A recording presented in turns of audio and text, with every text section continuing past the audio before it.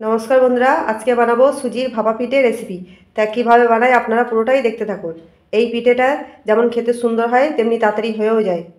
সুজির ভাপা পিঠা বানানোর জন্য এখানে আমি 1 বাটি সুজি নিয়ে নিয়েছি। সুজিটা এবার ঢেলে নেব।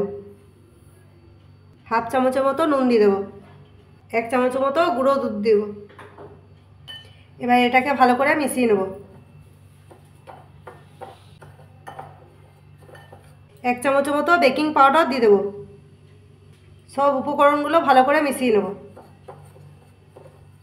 আমি এখানে গরুর দুধ নিয়ে নিয়েছি। গরুর দুধটা আমি জাল করে ঠান্ডা করে নিয়েছি, তাই এটা আমি এর মধ্যে দিয়ে দেবো।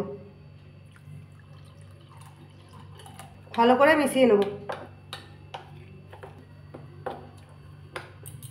আর একটু দুধটা দিয়ে দেবো। এটা আমি ভালো করে মিশিয়ে নিয়েছি, ব্যাটারটা ভালো করে বানিয়ে নিয়েছি। এবার এটা সাইডে সরিয়ে রাখবো। এবার আমি এরকম একটা বাটি নিয়ে নিয়েছি। এই বাটিটার মধ্যে পিঠেটা আমি বানাবো। এর মধ্যে একটু সাদা তেল বুলিয়ে নেব। চারিদিকে ভালো করে বুলিয়ে নেব তেলটা ভালো করে বুলিয়ে নিয়েছি। এবার ব্যাটারটা এর মধ্যে দিয়ে দেবো। অর্ধেকটা ব্যাটার দেবো। ভালো করে চারিদিকটা ছড়িয়ে নেব। এবার এর মধ্যে নারকেল কোড়া দিয়ে দেবো। আর দিয়ে দেবো খেজুর গুড়। আবার উপর থেকে একটু নারকেল দিয়ে দেবো।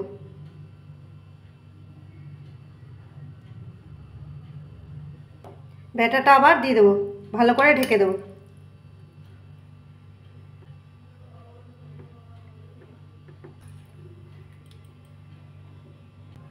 ভালো করে একটু বসিয়ে নেব। উপর থেকে একটু নারকেল কোড়া দিয়ে দেবো। উপর থেকে একটু সামান্য একটু খেজুর গুড় দিয়ে দেবো। আবার একটু নারকেল কোড়া দিয়ে দেবো। এটা রেডি করে নিয়েছি। এবার এটা গরম জলে বসিয়ে দেবো। এখানে একটা পাত্রে জল গরম বসিয়েছি। জল গরম হয়ে গেছে। এবার একটা স্ট্যান্ড দিয়ে দেবো। এবার পিঠের ব্যাটারটা এর মধ্যে বসিয়ে দেবো। ঢাকা দিয়ে দেবো। এখানে একটা ছিদ্র আছে, লবঙ্গ দিয়ে বন্ধ করে দেবো। ভাপা পিঠাটা আমি এখানে 10 মিনিট হতে দেবো। গ্যাসটা মিডিয়াম রাখবো। 10 মিনিট হয়ে গেছে। এবার ঢাকাটা খুলে দেখে নেব। একটা কাঠি দিয়ে চেক করে নেব। এই দেখুন বন্ধুরা, কত সুন্দর হয়েছে। একটুও কাঠির মধ্যে লাগেনি। তা হয়ে গেছে। এবার গ্যাসটা বন্ধ করে দেবো। এবার নামিয়ে নেব।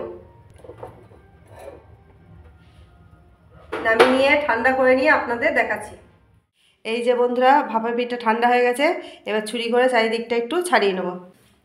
এইভাবে ছুরি করে একটু চারিদিকটা ছাড়িয়ে নেব। এবার থালার মধ্যে ঢেলে নেব। এই যে বন্ধুরা, কত সুন্দর, দেখুন কত সুন্দর হয়েছে।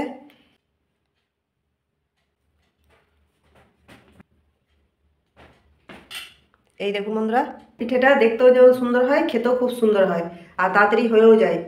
তো এইভাবে বানিয়ে দেখবেন আপনারা, দেখবেন খুব সুন্দর হবে।